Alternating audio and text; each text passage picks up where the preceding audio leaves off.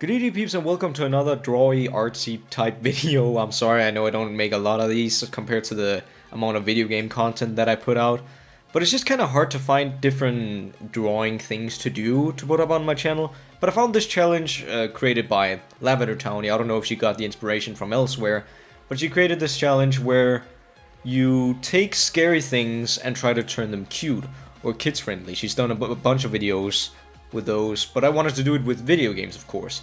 So what I decided to do was that I decided to go through my list of horror games and find the most intimidating and scary character designs and try to make them cute or kids friendly, I guess.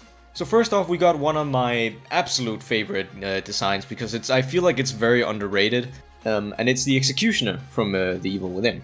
I feel like The Evil Within is sort of not, it's not the best horror game at all, but I feel like a lot of the designs in it are really cool looking. And especially the Executioner is one of my favorites. He's basically Pyramid Head, but with a box on his head.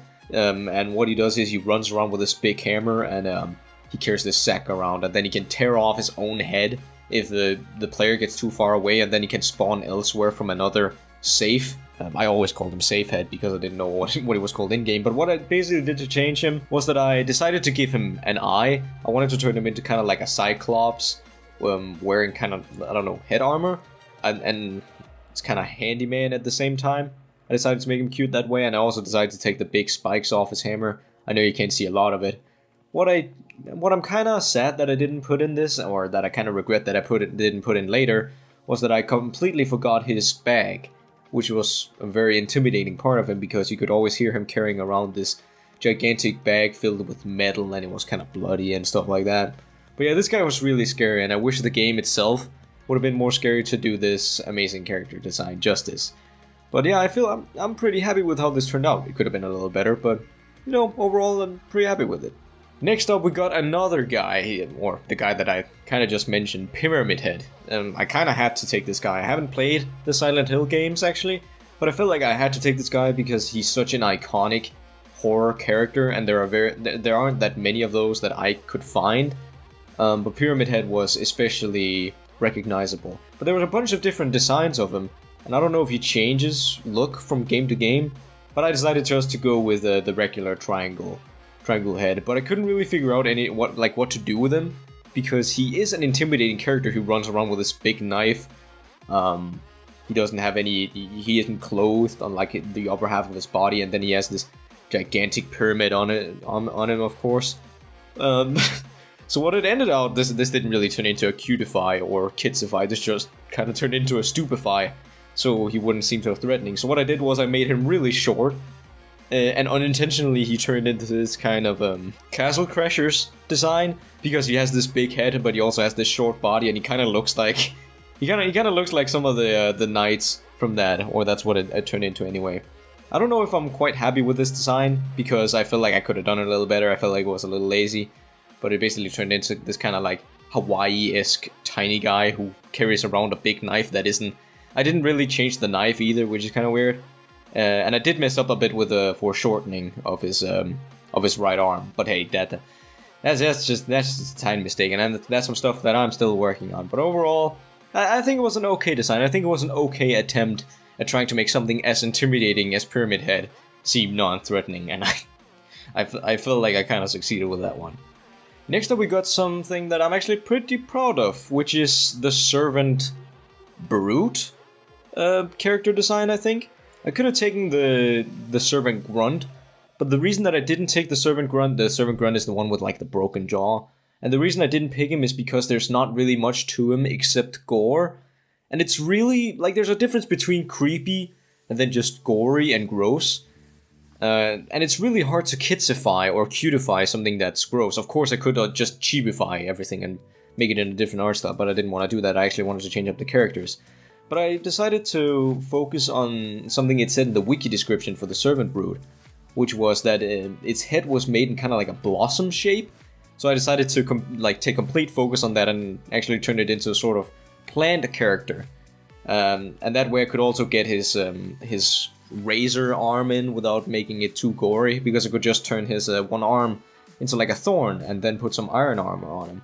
And I'm pretty happy with this design. I'm pretty happy with how it turned out. He kind of looks like one of the piranha plants. He looks like a sassy piranha plant from Mario, wearing armor, if they were like a people and had armor in some way.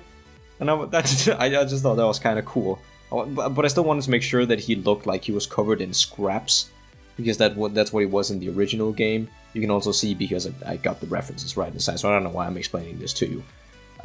Anyway, moving on to the next one. The next one was really hard. I gotta admit, this one didn't turn out as great.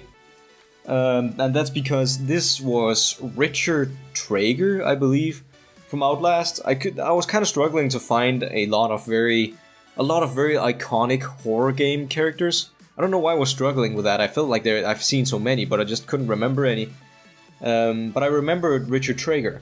But this guy's really, really hard to like make kids friendly, because he's of course the torn, very, very gross old man with like a big pair of scissors, and he's kind of like naked, and he has this burned, kind of charred, weird, deformed skin.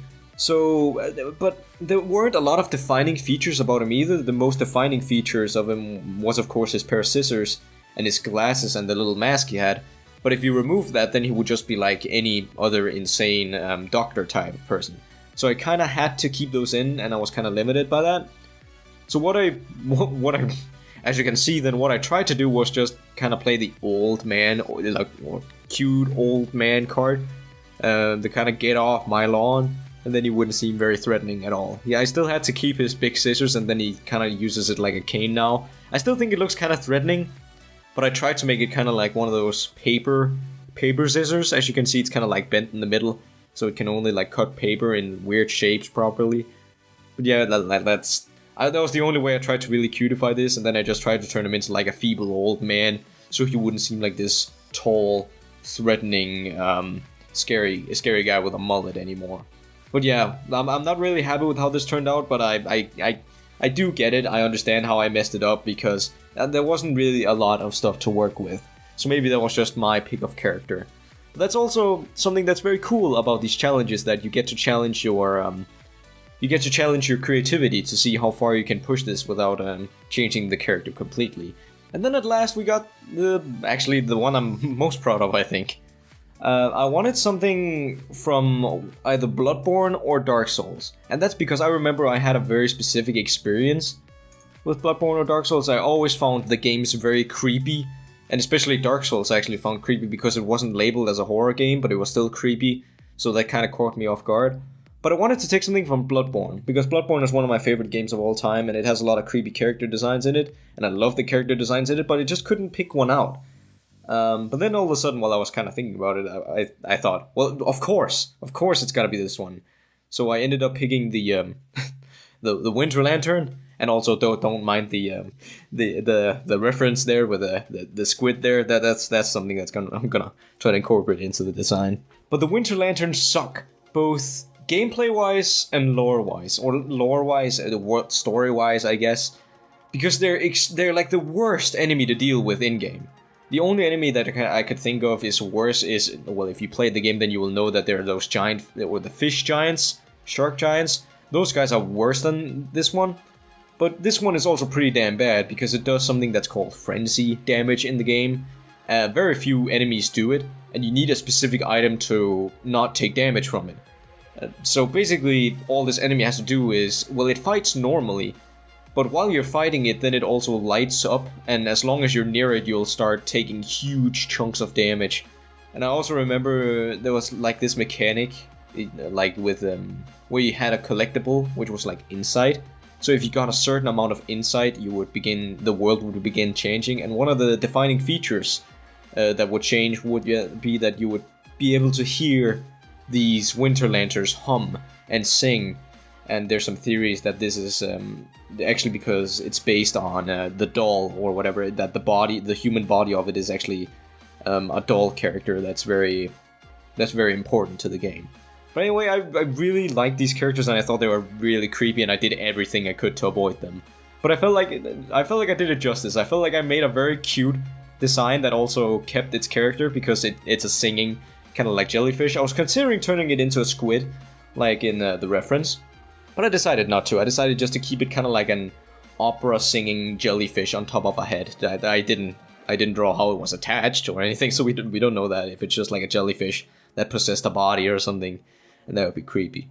But anyway, that was all the 5 designs that I did. I wouldn't like to admit how long it took me to draw those. I've gotten really sloppy. I take too many breaks when I draw, so I have to catch up a lot. But this was a fun challenge to do, because I felt like I had to sit and just like rub my forehead for a while so I could think of creative ways to do this.